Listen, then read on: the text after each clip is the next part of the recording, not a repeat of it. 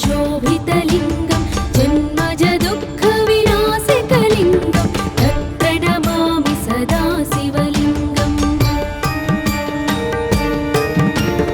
देवमुनिप्रवराचितलिङ्गं कामदहन करुणाकरलिङ्गं रावणदर्पविनाशनलिङ्गं तत्प्रणमामि सदा शिवलिङ्गम्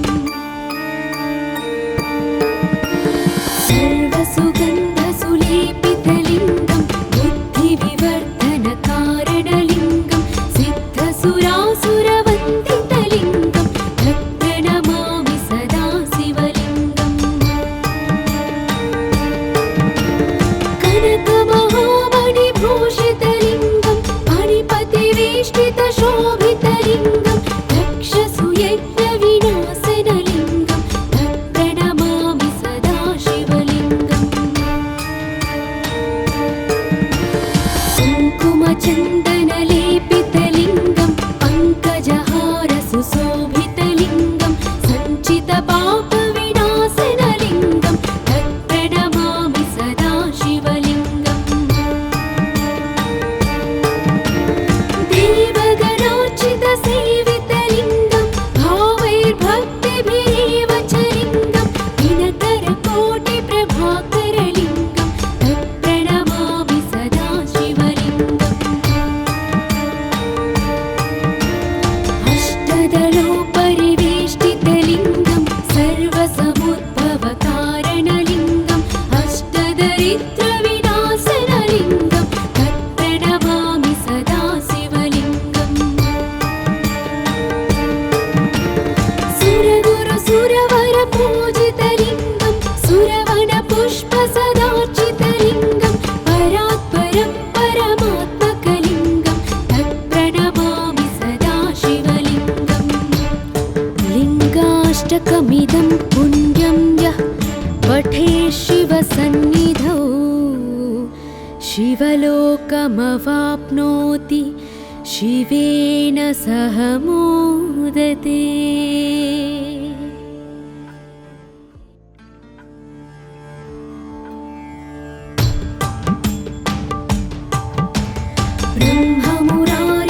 ब्रह्ममुरारिसुरार्चितलिङ्गं निर्मलभासितशोभितलिङ्गं जन्मज दुःखविनाशकलिङ्गं तत्प्रणमामि सदा शिवलिङ्गम् देवमुनिप्रवराचितलिङ्गं कामदहन करुणाकरलिङ्गं रावणदर्पविनाशनलिङ्गं तत्प्रणमामि सदा शिवलिङ्गम् सर्वसुगन्धसुलेपितलिङ्गं बुद्धिविवर्धनकारणलिङ्गं सिद्धसुरासुरवन्दितलिङ्गं तत्प्रणमामि सदा शिवलिङ्गम् कनकमहामणिभूषितलिङ्गं मणिपतिवेष्टितशोभितलिङ्गं दक्षसूयज्ञविनाशनलिङ्गं तत्प्रणमामि सदा शिवलिङ्गम् कुङ्कुमचन्दनलेपितलिङ्गं पङ्कजहारसुशोभितलिङ्गं सञ्चितपापविनाशनलिङ्गं तत्प्रणमामि सदा शिवलिङ्गम् देवगणार्चितसेवितलिङ्गं भावैर्भक्तिभिरेव च लिङ्गं दिनकरकोटिप्रभाकरलिङ्गं तत्प्रणमामि सदा शिवलिङ्गम् अष्टदलोपरिवेष्टितलिङ्गं सर्वसमुद्भवकारणलिङ्गं अष्टदरिद्रविनाशनलिङ्गं तत्प्रणमामि सदा शिवलिङ्गम् सुरगुरुसुरवरपूजितलिङ्गं सुरवनपुष्पसदार्चितलिङ्गं परात्परं परमात्मकलिङ्गं तत्प्रणमामि सदा शिवलिङ्गम् लिङ्गाष्टकमिदं पुण्यं यः पठेत् शिवसन्निधौ शिवलोकमवाप्नोति शिवेन सह मोदते।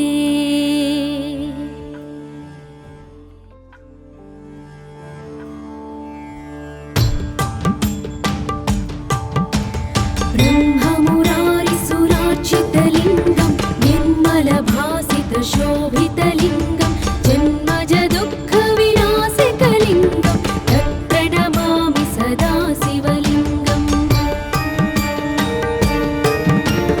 देवमुनिप्रवरार्चितलिङ्गं कामदहनकरुणाकरलिङ्गं रावणदर्पविनाशनलिङ्गं तत्प्रणमामि सदा शिवलिङ्गम्।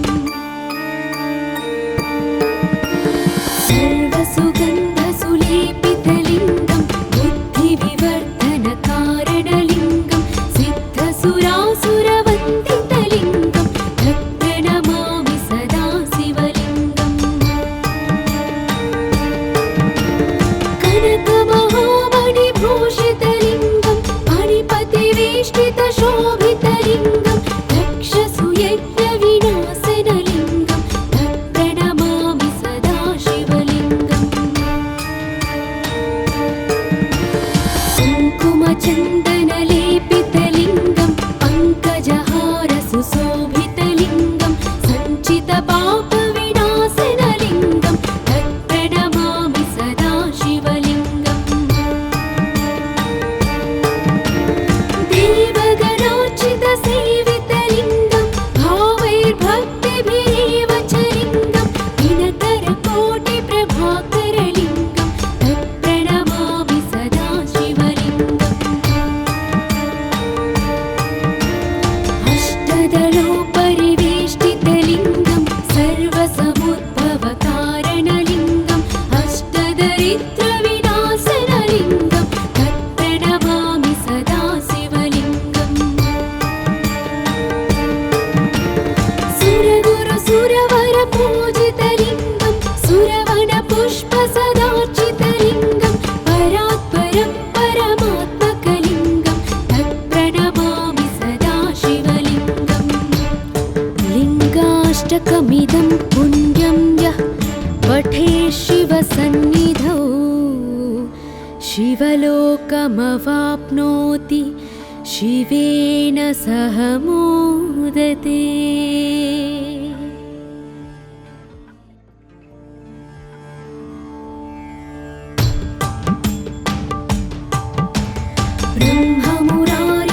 ब्रह्ममुरारिसुरार्चितलिङ्गं निर्मलभासितशोभितलिङ्गं जन्मजदुःखविनाशकलिङ्गं तत्प्रणमामि सदा शिवलिङ्गम्। देवमुनिप्रवरार्चितलिङ्गं कामदहनकरुणाकरलिङ्गं रावणदर्पविनाशनलिङ्गं तत्प्रणमामि सदा शिवलिङ्गम्। सर्वसुगन्धसुलेपितलिङ्गं बुद्धिविवर्धनकारणलिङ्गं सिद्धसुरासुरवन्दितलिङ्गं तत्प्रणमामि सदा शिवलिङ्गम्।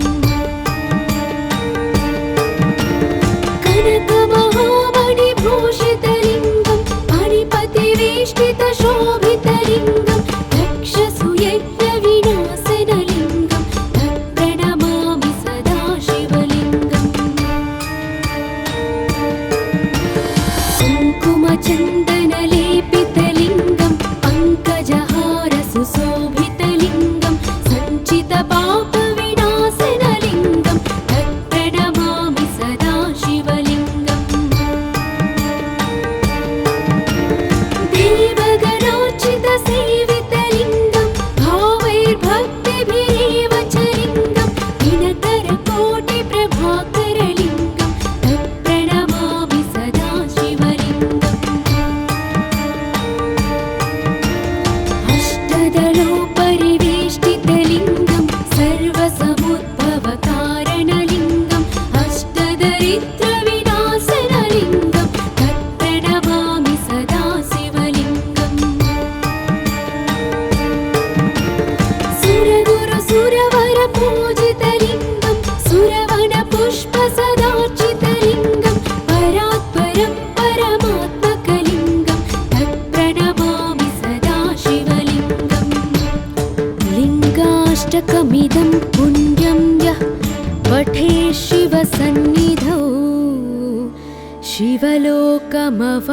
सर्वसमुद्भवतारणलिङ्गमवाप्नोति शिवेन सह मोदते।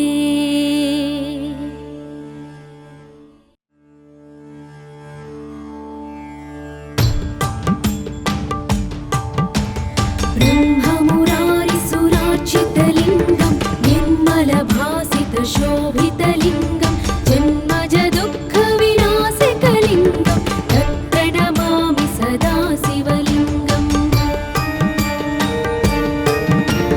देवमुनिप्रवरार्चितलिङ्गं कामदहनकरुणाकरलिङ्गं रावणदर्पविनाशनलिङ्गं तत्प्रणमामि सदा शिवलिङ्गम्। सर्वसुगन्धसुलेपितलिङ्गं बुद्धिविवर्धनकारणलिङ्गं सिद्धसुरासुरवन्दितलिङ्गं तत्प्रणमामि सदा शिवलिङ्गम्। कनकमहामणिभूषितलिङ्गं मणिपतिवेष्टितशोभितलिङ्गं दक्षसूयज्ञविनाशनलिङ्गं तत्प्रणमामि सदा शिवलिङ्गम्। कुङ्कुमचन्दनलेपितलिङ्गं पङ्कजहारसुशोभितलिङ्गं सञ्चितपापविनाशनलिङ्गं तत्प्रणमामि सदा शिवलिङ्गम्। देवगणार्चितसेवितलिङ्गं भावैर्भक्तिभिरेव च लिङ्गं दिनकरकोटिप्रभाकरलिङ्गं तत्प्रणमामि सदा शिवलिङ्गम्। अष्टदलोपरिवेष्टितलिङ्गं सर्वसमुद्भवकारणलिङ्गं अष्टदरिद्रविनाशनलिङ्गं तत्प्रणमामि सदा शिवलिङ्गम्। सुरगुरुसुरवरपूजितलिङ्गं सुरवनपुष्पसदार्चितलिङ्गं परात्परं परमात्मकलिङ्गं तत्प्रणमामि सदा शिवलिङ्गम्। लिङ्गाष्टकमिदं पुण्यं यः पठेत् शिवसन्निधौ शिवलोकमवाप्नोति शिवेन सह मोदते।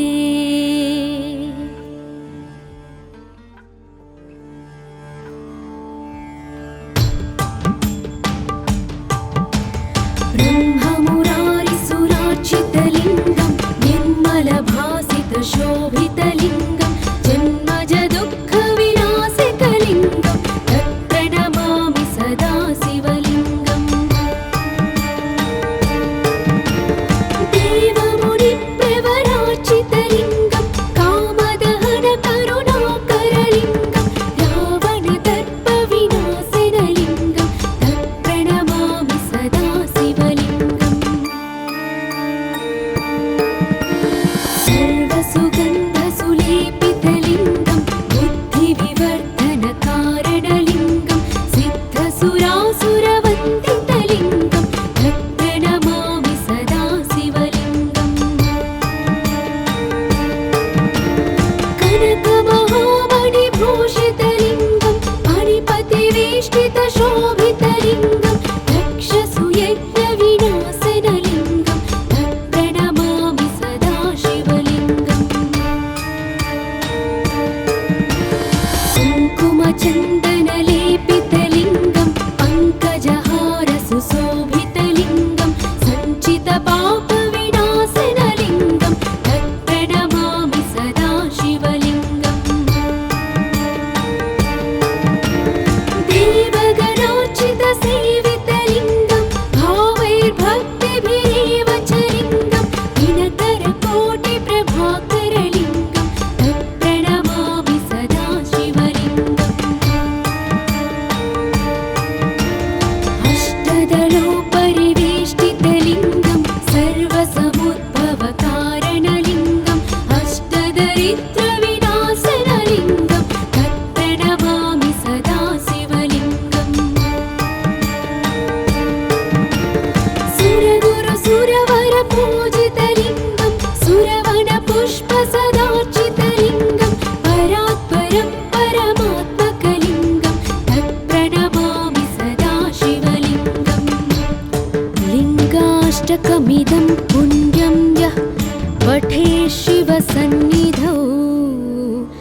शिवलोकमवाप्नोति शिवेन सह मोदते।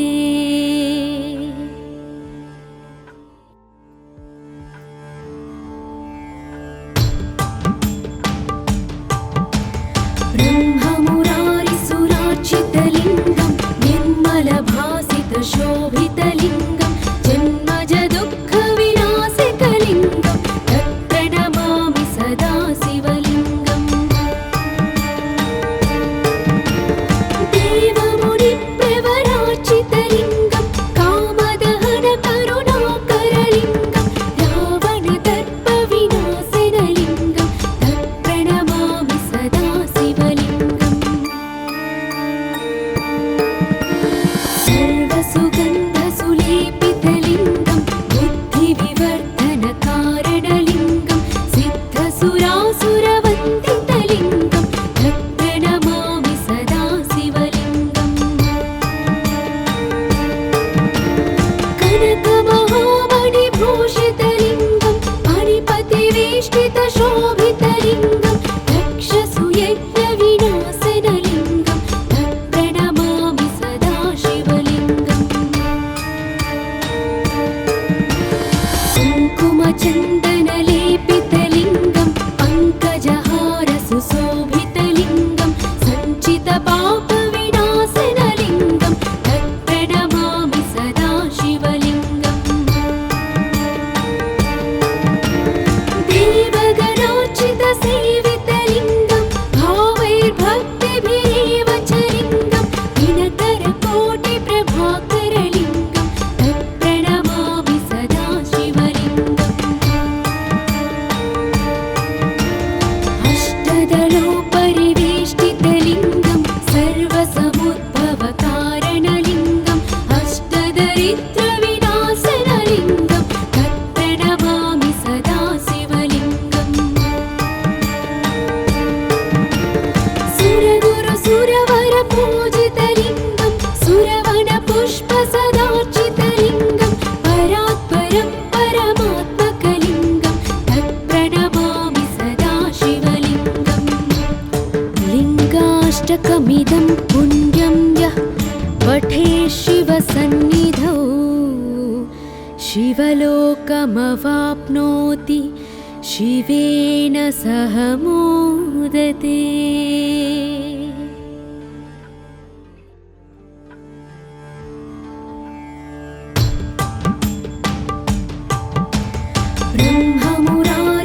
ब्रह्ममुरारिसुरार्चितलिङ्गं निर्मलभासितशोभितलिङ्गं जन्मजदुःखविनाशकलिङ्गं तत्प्रणमामि सदा शिवलिङ्गम्। देवमुनिप्रवरार्चितलिङ्गं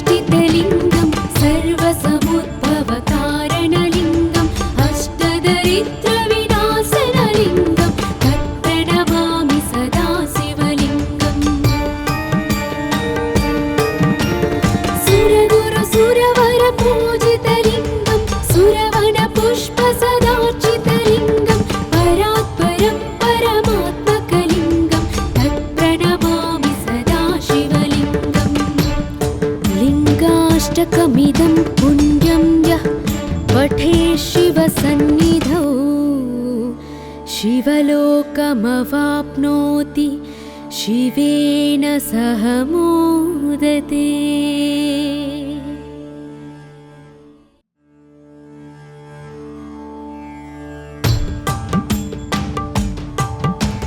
ब्रह्ममुरारिसुरार्चितलिङ्गं निर्मलभासितशोभितलिङ्गं जन्मजदुःखविनाशकलिङ्गं तत्प्रणमामि सदा शिवलिङ्गम्।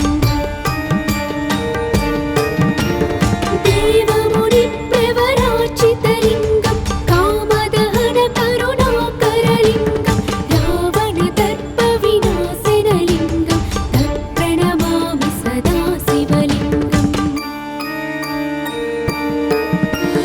सर्वसुगन्धसुलेपितलिङ्गं बुद्धिविवर्धनकारणलिङ्गं सिद्धसुरासुरवन्दितलिङ्गं तत्प्रणमामि सदा शिवलिङ्गम्। कनकमहामणिभूषितलिङ्गं मणिपतिवेष्टितशोभितलिङ्गं दक्षसुयज्ञविनाशनलिङ्गं तत्प्रणमामि सदा शिवलिङ्गम्। कुङ्कुमचन्दनलेपितलिङ्गं पङ्कजहारसुशोभितलिङ्गं सञ्चितपापविनाशनलिङ्गं तत्प्रणमामि सदा शिवलिङ्गम्।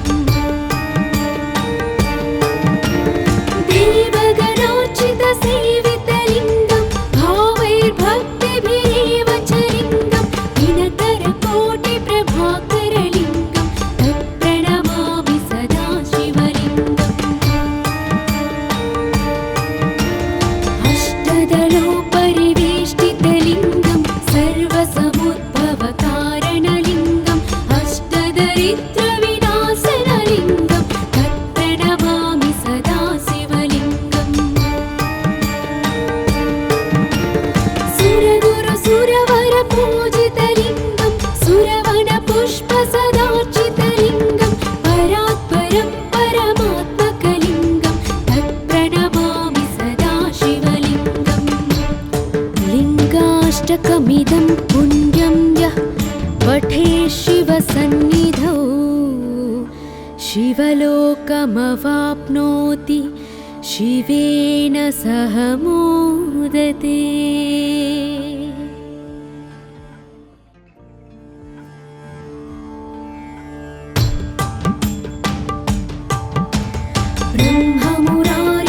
ब्रह्ममुरारिसुरार्चितलिङ्गं निर्मलभासितशोभितलिङ्गं जन्मजदुःखविनाशकलिङ्गं तत्प्रणमामि सदा शिवलिङ्गम्।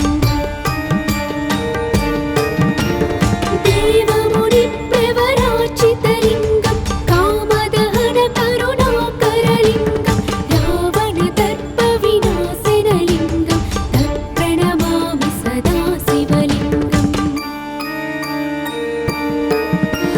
सर्वसुगन्धसुलेपितलिङ्गं बुद्धिविवर्धनकारणलिङ्गं सिद्धसुरासुरवन्दितलिङ्गं तत्प्रणमामि सदा शिवलिङ्गम्। कनकमहामणिभूषितलिङ्गं मणिपतिवेष्टितशोभितलिङ्गं दक्षसुयज्ञविनाशनलिङ्गं तत्प्रणमामि सदा शिवलिङ्गम्। कुङ्कुमचन्दनलेपितलिङ्गं पङ्कजहारसुशोभितलिङ्गं सञ्चितपापविनाशनलिङ्गं तत्प्रणमामि सदा शिवलिङ्गम्। देवगणार्चितसेवितलिङ्गं भावैर्भक्तिभिरेव च लिङ्गं दिनकरकोटिप्रभाकरलिङ्गं तत्प्रणमामि सदा शिवलिङ्गम्। अष्टदलोपरिवेष्टितलिङ्गं सर्वसमुद्भवकारणलिङ्गं अष्टदरिद्रविनाशनलिङ्गं तत्प्रणमामि सदा शिवलिङ्गम्।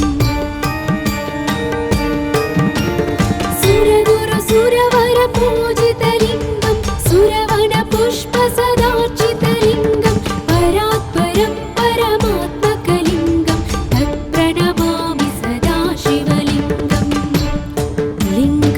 लिङ्गाष्टकमिदं पुण्यं यः पठे शिवसन्निधौ शिवलोकमवाप्नोति शिवेन सह मोदते।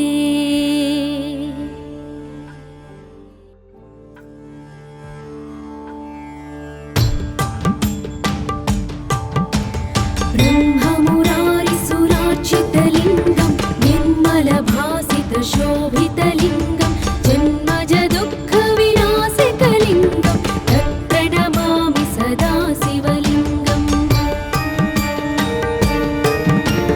देवमुनिप्रवरार्चितलिङ्गं कामदहनकरुणाकरलिङ्गं रावणदर्पविनाशनलिङ्गं तत्प्रणमामि सदा शिवलिङ्गम्। सर्वसुगन्धसुलेपितलिङ्गं बुद्धिविवर्धनकारणलिङ्गं सिद्धसुरासुरवन्दितलिङ्गं तत्प्रणमामि सदा शिवलिङ्गम्। कनकमहामणिभूषितलिङ्गं मणिपतिवेष्टितशोभितलिङ्गं दक्षसूयज्ञविनाशनलिङ्गं तत्प्रणमामि सदा शिवलिङ्गम्। कुङ्कुमचन्दनलेपितलिङ्गं पङ्कजहारसुशोभितलिङ्गं सञ्चितपापविनाशनलिङ्गं तत्प्रणमामि सदा शिवलिङ्गम्।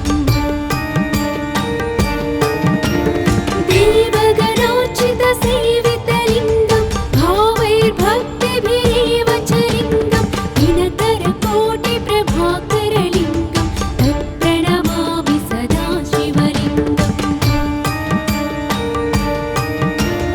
अष्टदलोपरिवेष्टितलिङ्गं सर्वसमुद्भवकारणलिङ्गं अष्टदरिद्रविनाशनलिङ्गं तत्प्रणमामि सदा शिवलिङ्गम्।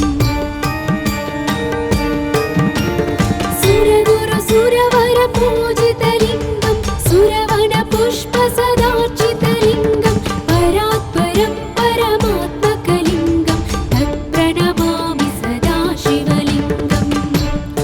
लिङ्गाष्टकमिदं पुण्यं यः पठे शिवसन्निधौ शिवलोकमवाप्नोति शिवेन सह मोदते।